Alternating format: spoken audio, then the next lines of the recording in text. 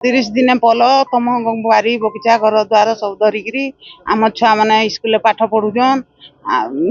पानी सुविधा लाइन सुविधा भत्ता पाऊँ रेशन कार्ड पाइचु लेबर कार्ड करूँ आहु इच्छन का बोलुन तुम 30 दिन रे घर द्वार भांगिकी पल केंदी करमु जे आज्ञा पाखे हेती लगी आसीजु सार को पाखे अनुरोध करुँ जहाँ अच्छ मन मन जहाँ भावे भांगी भुंगा देला कौन करमु आज्ञा जदि साहा हे बोले रहीमु सोभिए तो रही जानी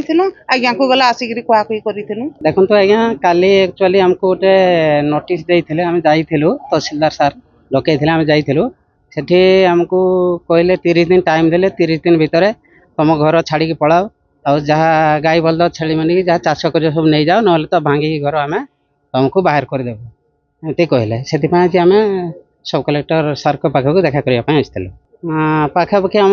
30 ରୁ 40 वर्ष उपरे रहा किसी लोक 80-90 वर्ष भी रहा। हाँ घर द्वार सरकारी योजना माने पत्र फड़ी अच्छे आउ पानी सुविधा आछि इलेक्ट्रिक सुविधा अच्छे सब अच्छे रास्ता हाँ राशन भत्ता समस्त पाखन।